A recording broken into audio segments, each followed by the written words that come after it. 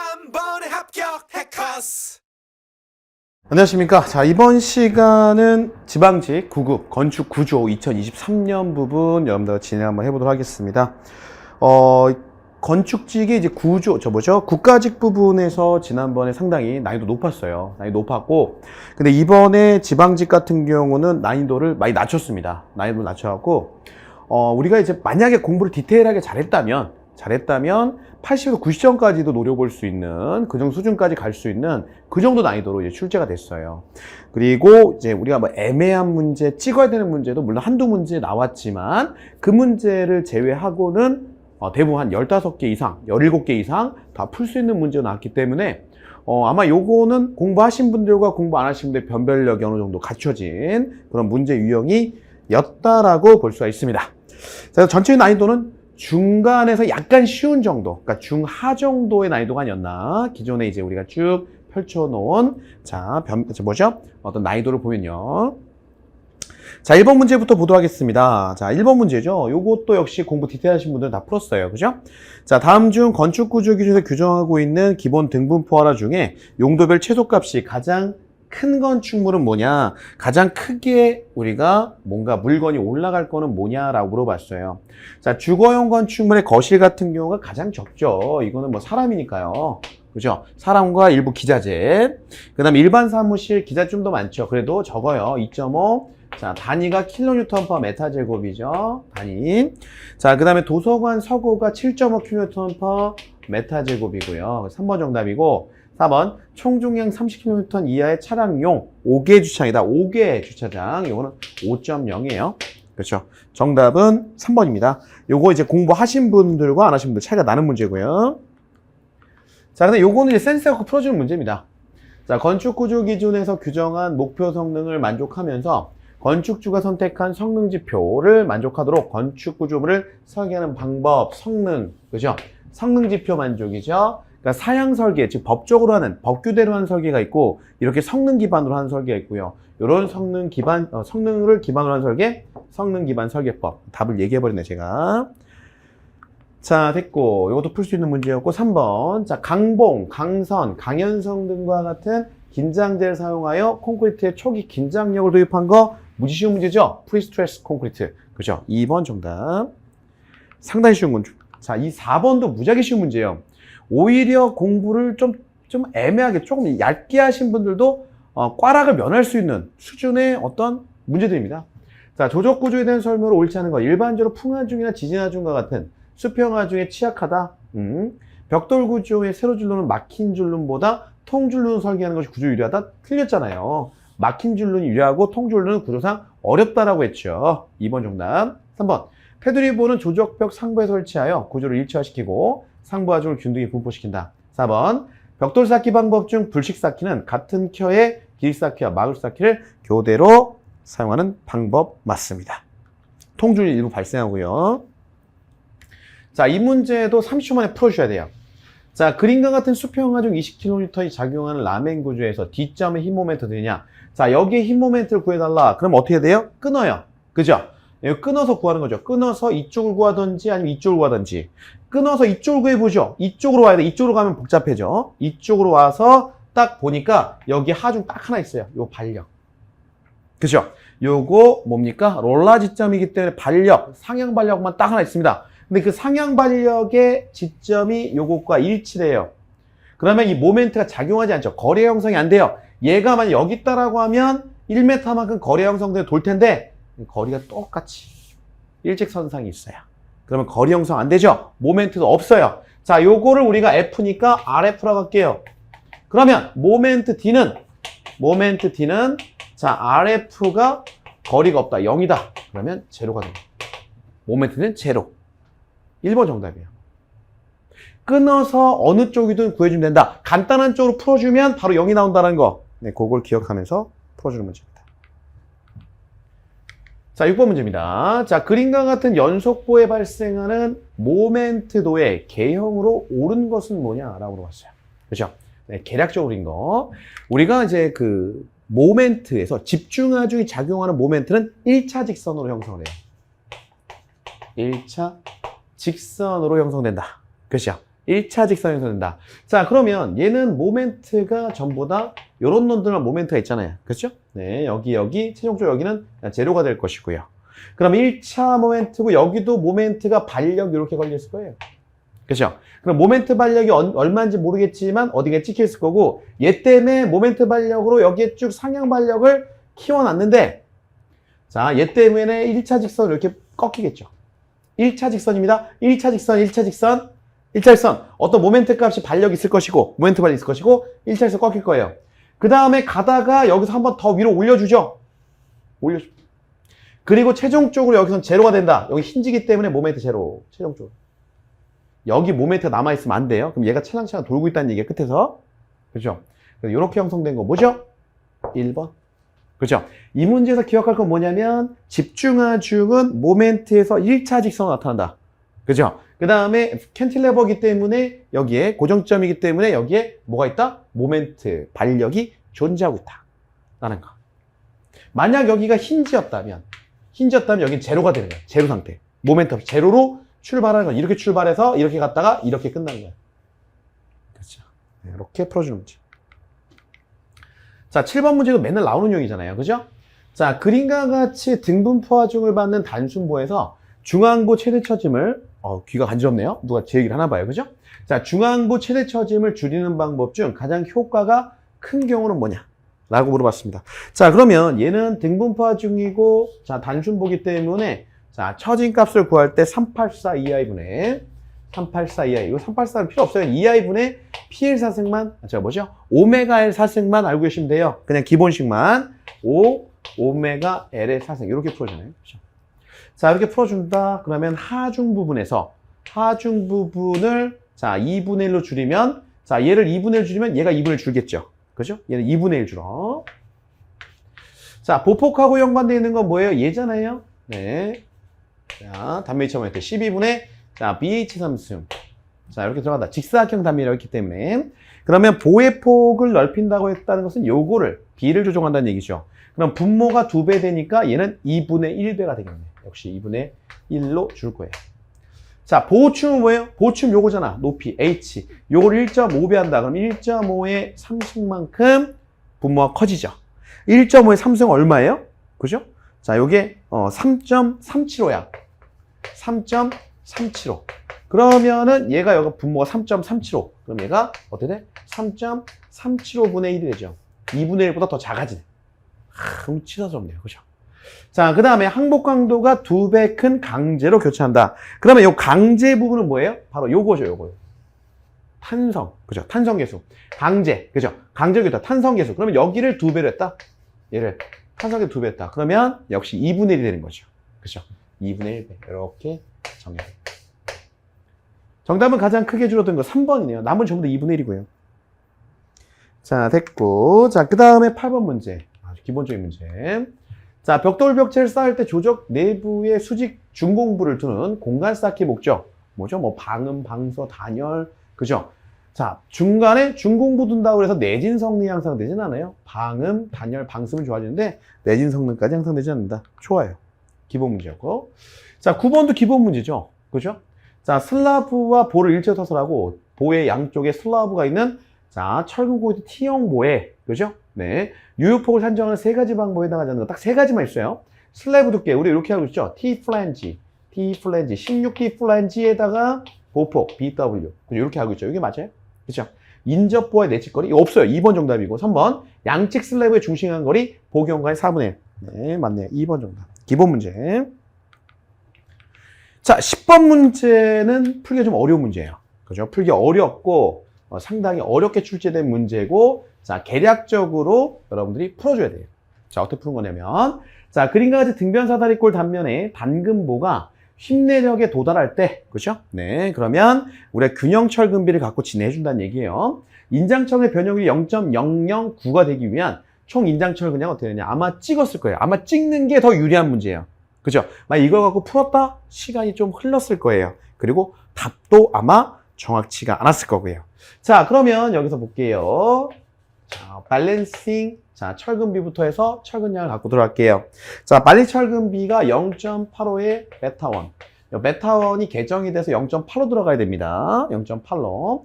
자, 그리고 자, FY분의 FCK. 그리고 우리가 여기서 인장철근의 변형률을 줬어요. 그렇죠? 그러면 엡실론 C 플러스 엡실론 T 철근요. 그 다음에 엡실론 C 이렇게 들어갑니다. 자, 항복 변형률을 줘야 됩니다. 그럼 0.85의 베타가 얼마? 베타1이 0.85 잡혀요. 그 다음에 600메가파스칼로 줬죠. 항복 강도. 그 다음에 30메가파스칼로 압축 강도 줬고요. 그 다음에 곱하기 엡실론 C도 개정됐죠. 0.0033 줘야 되고요. 그 다음에 0.00 항복 변형률 플러스 우리가 지금 문제 준 거 0.0099 철근의 변형률. 좋아요. 자, 그럼 요 계산하면 얼마 나오면 0.85 나와요. 자, 그러면 우리가 기본적으로 철근량이라고 한다는 것은 지금 구한 러우 값, 그죠? 철근비에다가 자, 전체적인 면적을 갖고 얘기를 하는데, 자, 그럼 우리 면적을, 이 사다리꼴 면적을 전체를 어떻게 할 것이냐? 그러면 자, 이렇게 해서 이렇게 정리를 해주는 거죠. 우리가 면적이라고 하는 거는 자, 면적이라고 하는 거를 정리할 때 요게 이 문제의 키포인트예요. 네. 얘를 이렇게 해서 다 구하냐? 아니에요. 그렇죠? 얘를 직선 내려서 이렇게 구하자. 이렇게. 그죠? 이렇게 구하자. 이렇게 해서 구하자. 요걸 구하자. 그죠? 요걸 구하자. 그래서 요거를 구해서 진행하자. 그죠? 왜냐? 우리는 영향부를 봐야 되니까 영향부를 보는 거예요. 근데 원래대로 하면 중립축 구하고 난리 쳐야 되는데 그럼 시간이 너무 많이 소요돼. 그래서 영향부를 구하고 바로 저 면적을 갖고 우리가 이 답을 추정해서 들어가는 게 이 문제의 포인트다. 자, 그러면 여기서 러우 값, 그렇죠? 러우 B 값과 면적 부분은 바로 230이 얼마요? 230에 바로 400 그냥 곱해주세요. 230에 400, 230에 400을 곱하자. 그렇죠? 230에 400을 그냥 곱해주세요. 그죠? 230에 400을 곱하면 얼마 값이 나오면 700. 자, 여기 0.85죠. 0.85. 780이 나와요. 780. 그죠? 780. 780. 자, 780. 782가 나와요. 782. 그죠? 782가 나와요. 782 밀리미터 제곱이 나옵니다. 그렇죠? 네. 그러니까 철근의 면적은 우리가 자, 어느 정도 이상으로 받쳐준다. 그렇죠? 자, 요건 제가 저스트 면적으로 봤기 때문에 요거보다 이상으로 잡아줘야 돼요. 저스트 면적이기 때문에 자, 저스트 면적으로 잡고 출발하기 때문에 요거 이상으로 철근 면적을 잡아줘야 된다. 라는 겁니다. 그러니까 요 면적을 저스트하게 잡아줬다고. 그렇죠? 저스트하게 끊어줬죠? 저스트하게 끊어줬기 때문에 만약 여기서 나온 철근 면적은 요거 이상으로 잡아줘야 된다. 그러면 문제 보기에서 얘는 750과 850 사이에 있거든요. 그 정답은 850. 이렇게 찍어주는 문제가 되게 됩니다. 약 850 되는 거죠. 그죠? 자, 상당히 어려운 문제고요. 실질적으로는 우리가 중립축의 기내 C나 이런 거 다 구해갖고 해야 되는데 도저히 1분 내에 다 풀 수 있는 문제 유형은 아니었어요. 자, 그래서 이 문제 어떻게 푼다? 자, 균형 철근비, 자, 제시되어 있는 거 0.85의 베타1의 F5분의 FCK. 그리고 문제에서 친절하게 0.0099라고 하는 인장철근의 변형량을 줬어요. 그리고 자, 압축 부분에 콘크리트의 극한 변형 부분 적용해서 0.85를 뽑고 그리고 자, 이 부분에 그대로 들어가지 말고 사각형을 형성시켜 주고 정리를 해주자. 그럼 230에 곱하기 400 그리고 0.85 이렇게 들어가죠. 자, 그리고 는 얼마? 782. 근데 제가 저스트하게 넣었다. 그렇기 때문에 750과 850 사이에 있다. 그러면 큰 값으로 850을 찍어주는 문제. 이렇게 들어가는 유형이 되겠네요. 자, 됐습니다. 이 정도로 봐주시면 되겠고요. 이 문제는 거의 풀기가 좀 어려운 문제 유형이었다라고 보시면 되겠습니다. 자, 11번 문제 보도록 하겠습니다. 자, 요거는 이제 법규 문제고, 뭐죠? 네, 기준 문제고, 많이 공부하신 분들은 크게 어렵지 않게 풀 수 있는 유형의 문제였네요. 자, 콘크리트 벽체 설계 기준에 따른 벽체 설계에 대한 설명으로 옳지 않은 것은 뭐냐라고 물어봤습니다. 자, 수직 및 수평 철근의 간격은 벽 두께의 3배 이하 또한 450mm 이하로 하여야 된다. 그죠? 자, 2번. 자, 두께 250. 죄송합니다. 자, 두께 250mm 이상의 벽체에서는 수직 및 수평 철근을 벽면에 평행하게 양면으로 배근한다. 단, 지하실 벽체는 이 규정을 적용하지 않을 수 있다. 맞고. 자, 비내력 벽의 두께는 100mm 이상으로 하여야 하고 또한 이를 횡방향으로 지지하고 있는 부재사의 최소 거리에 30분의 이상이 되어야 된다. 자, 여기 틀렸죠? 자, 지하실 외벽의 두께는 몇 mm 이상? 200mm 이상이어야 돼요. 200mm 이상. 4번 정답 되겠습니다.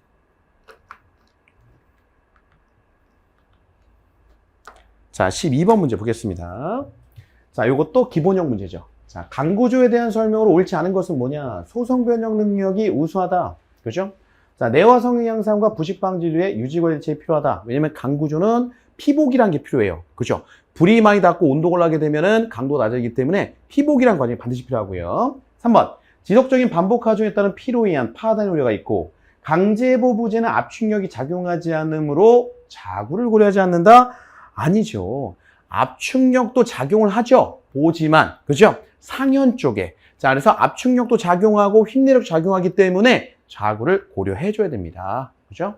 4번 정답이다. 이건 이제 상식적으로 풀어줄 수 있는 부분이에요. 그래서 우리가, 자, 플랜지와 보호 쪽에 보는 이제 플랜지 부분과 그 다음에 웹 부분 있죠. 플랜지 부분과 웹 부분. 이 부분이 이제 압축 부분이 작용할 수 있기 때문에 여기 스티프너라고 하는 것으로 우리가 자굴 방지용으로 넣어주게 되는 거죠. 압축이나 전단 부분에 대한 보강이죠. 네.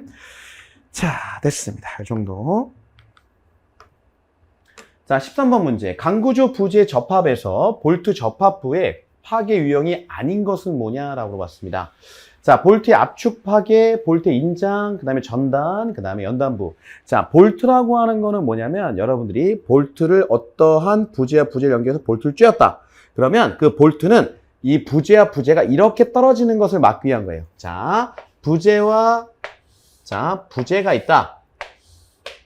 그러면 볼트가 이렇게 체결됐다. 그러면 자, 이 부재가 이렇게 떨어져 나가는 것을 막아주는 게 이 볼트의 역할이에요. 즉, 기본적으로 인장이고요. 그 다음에 어떤 경우에 있냐면 또 이렇게 이 부재가 이렇게 어긋나는 경우가 있어요. 이렇게 파손되는 걸 전단이라고 해요. 그리고 자, 우리가 요게 짜부가 되면서 자, 볼트가 찌그러진 경우가 있어요. 이걸 지압이라고 얘기를 해요. 지압. 자, 그래서 크게 보면 세 가지입니다. 그죠? 인장, 전단, 지압. 요 세 가지고 압축이라고 하는 건 들어가지 않아요. 그죠? 인장, 전단, 지압, 그 다음에 끝부분에서의 파괴. 그죠? 피접합제의 끝부분의 파괴. 즉, 요 부분의 끝단에 이렇게 형성되어 있다 그러면 요 끝부분, 요 엣지 부분에서 피접합제가 또 파괴될 수가 있고요. 그죠? 자, 그래서 압축 파괴라고 하는 1번이 정답이 되게 됩니다. 근데 기억할 건 뭐냐면, 볼트라고 하는 거는 인장과 전단 기본으로 해서 지압이 추가가 되죠. 요 세 가지 원리만 기억하시고 압축분, 자, 볼트에서 자, 관여하는 내용이 아니다라고 보시면 되겠어요. 자, 됐고. 자, 네, 14번 문제. 강구조의 내진 설계에서 국가공인기관에 의한 실험 결과나 다른 합리적 기준에 의해 강제 적합성을 입증해야만 특수 모멘트 골조, 그 다음에 중간 모멘트 골조 또는 편심 가세 골조 등으로 사용할 수 있는 강제. 즉, 못 믿겠다. 못 믿겠다라는 거예요. 못 믿겠으니까 인정받아라 라는 거죠. 자, 그러면 믿을 수 있는 거를 빼고 나머지가 정답이 되겠네요. 이 중에 SN강, 그죠? 건축구조용이죠? 네, 믿을 수 있습니다. 구조적으로 탄탄한 놈이에요.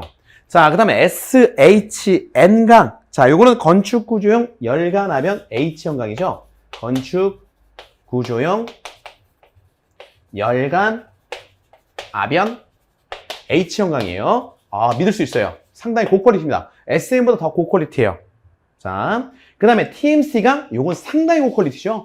그죠? 요걸 우리가 뭐래요? 제어 열처리강. 뭐 한글말로 하면 그냥 TMCP 하는데, 자, 굳이 얘기하면 제어 열처리강. 이 중에서 가장 성능이 우수한 거예요. 구조적으로.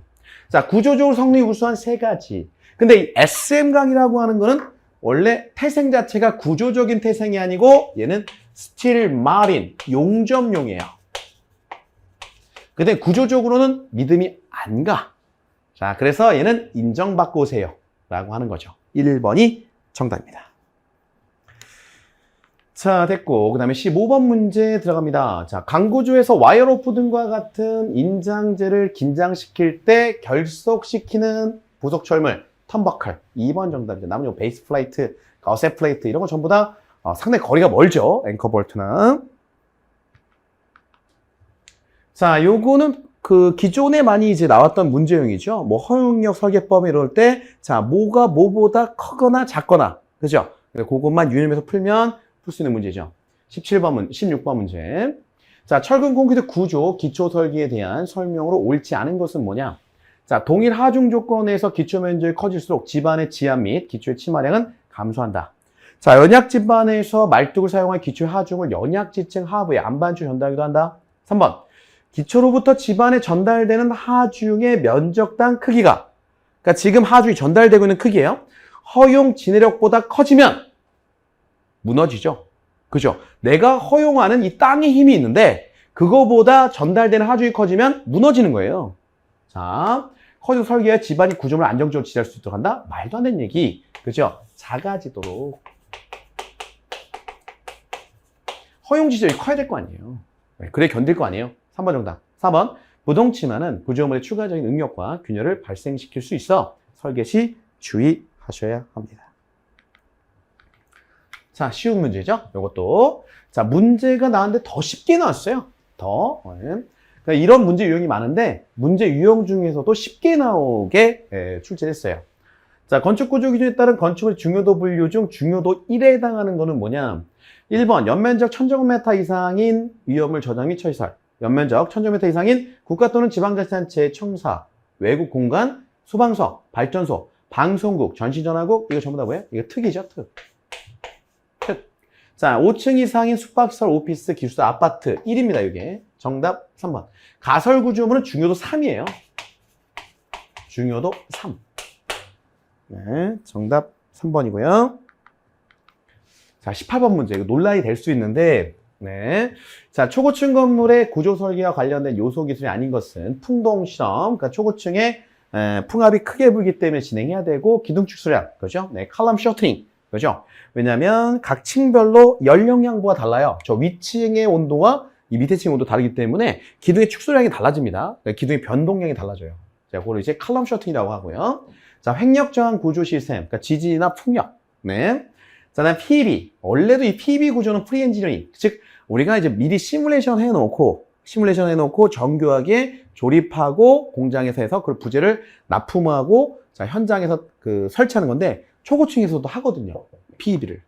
근데 여기서는 자, 초고층에 직접 관련된 거 3개. 1, 2, 3.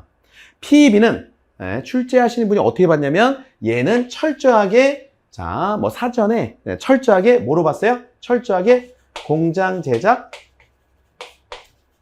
현장 조립. 현장 조립이라고 하는 그냥 우리가 유닛화, 공업화되어 있는 건축의 하나의 종류로 본 거예요. 그러니까 위에 1, 2, 3은 우리가 뭐죠? 건물의 높이가 높을 경우에만 적용하는 기술이고 PEB는 높을 때나 낮을 때나 다 적용하는 기술이에요. 그러니까 공장에서 제작하고 현장에서 조립하는 조립식 형태의 구조 형태를 우리가 PEB라고 얘기를 해요. 그러니까 이거는 고층에 넣고 저층에도 할 수 있고, 그죠? 그렇기 때문에 초고층에 그러니까 초고층에만 쓰는 게 아니다. 라고 4번이 정답이 되는 거죠. 자, 조금 애매할 수 있죠. 왜냐면 초고층에도 저거 PEB 쓰니까. 네. 그런데 1, 2, 3은 초고층에서만 보통 쓰는 거고, 그죠? 또는 풍동 같은 경우도 이제 이것도 또 그 건물 모양 이상하면 쓰는 거 아닙니까? 또 그렇게 따지면 또 힘들죠. 그래서 애매한 문제예요. 하지만 우리가 굳이 나오자면 1, 2, 3은 초고층의 필수적, 그 다음에 초고층에 거의 전용으로 쓰는 것들이고 4번은 초고층과 저층이 다 쓰는 거다. 그죠? 이렇게 좀 구분이 될 수 있는 내용이다. 라고 하고 공부를 하시겠죠. 그리고 여러분들 갖고 갈 건 뭐냐면 여기서 PEB 구조가 공장 제작, 현장 조립의 대표적인 공업화 건축의 대표적인 형태다. 라고 하는 거를 갖고 가시는 게 좋겠죠. 어차피 기출문제니까요. 그죠? 자, 19번 문제. 자, 어려운 문제였습니다. 자, 지진력에 저항하는 철공이터 구조 시스템에서 설계 기준 항복 강도가 600MPa인 철근을 사용할 수 있는 경우가 아닌 것은 뭐냐라고 물어봤습니다. 자, 중간 모멘트 고울지에 사용하는 주철근 또 가시고요. 자, 특수 철근 콘크리트 구조벽체 소성용 및 연결부에 사용하는 주철근 동그라미. 자, 주철근 전부 다 600MPa 이하까지 가능해요. 이렇게 쓸 수 있고. 자, 근데 특수 모멘트 고울조에 사용하는 전단 철근이요. 요게 틀렸네. 전단 철근 500MPa까지 가능. 그죠? 네. 보입니다. 보. 자, 그런데 여기서 자, 헷갈리는 게 뭐냐면 특수 철근 콘크리트 구조 벽체에 사용하는 전단 철근 또 600까지 갑니다. 요거 때문에 상당히 어렵습니다. 둘 중에 하나 찍었을 텐데. 그러니까 전단 철근은 낮게 형성되는 게 맞는데 둘 중에 하나 찍었을 텐데 이 둘 중에 헷갈렸을 거예요. 그렇죠? 정답은 3번이고요. 부연점 말씀드리면 3번의 특수 모멘트 고울조의 보에 사용하는 전단 철근은 500. 그 다음에 주철근은 마찬가지로 600이에요. 요것도 됐습니다. 자, 그 다음 20번. 아, 이것도 또 얘기가 많을 수 있어요. 그죠? 자, 다음 설명에서 가와 나에 들어갈 내용은 어떻게 되냐? 말뚝의 중심 간격은 최소한 말뚝 지름의 정답부터 말씀 2.5배 이상이죠? 종류에 따라서 2배 이상인 것도 있지 않습니까? 할 수 있죠? 자, 일단 들어보세요. 2.5배 이상. 그 다음에 기초 측면과 말뚝 중심 간의 거리는 최소 말뚝 지름의 얼마 이상? 이거 연단 거리죠? 1.25배예요. 1.25. 이거는 뭐 공통이니까. 근데 왜 2.5가 정답이냐면 만약에 2배 이상, 그러니까 이거는 전체, 그러니까 말뚝이라고 하는 전체를 대표하는 문제예요. 그러면 모든 말뚝이 전부 다 적용 가능한 기준이 여기 적혀 있어야 돼요. 어떤 거는 2.0배, 어떤 건 2.5배라고 했을 때 만약 여기가 2.0배가 되면 2.5배로 체킹되는 말뚝의 종류는 적용이 안 돼요. 자, 그런데 2.5배로 적용됐다라고 하면 2.0배로 되어 있는 것도 그 이상을 적용하면 되기 때문에 2.5배 적용도 맞다라는 거예요. 그죠? 네. 자, 어떤 게? 자, 예를 들어서 A라고 하는 어떤 물체가 100 이상이다. B라고 하는 물체가 150 이상이다. 그럼 둘을 대표하는 거는 150 이상이 되는 거예요. 왜냐면 100 이상으로 해버리면 B는 여기 포함이 안 돼요. 150은 포함이 안 되죠? 자, 그런데 자, 만약에 150 이상이라고 하면 자, 100을 150으로 적용해도 되잖아요. 그죠? 네, 그래도 100 이상이 되니까. 근데 150을 100으로 적용하면 150 이상이 아니니까 그거는 NG가 되는 거고요. 그죠? 그래서 전체적으로 대표할 수 있는 말뚝 지름은 2.5배 이상, 그 다음에 1.25배 이상의 연단거리, 이렇게 하는 게 맞는 얘기 되겠습니다. 자, 이렇게 여러분들, 자, 지방직 9급 건축 구조 2023년 거 풀어봤는데, 문제는 어렵지가 않았습니다. 공부하신 분들 80점, 90점 이상까지 나올 수 있어요. 그죠? 네. 자, 그래서 좋은 결과 있으시길 바라겠습니다. 이상 마무리하겠습니다. 감사합니다.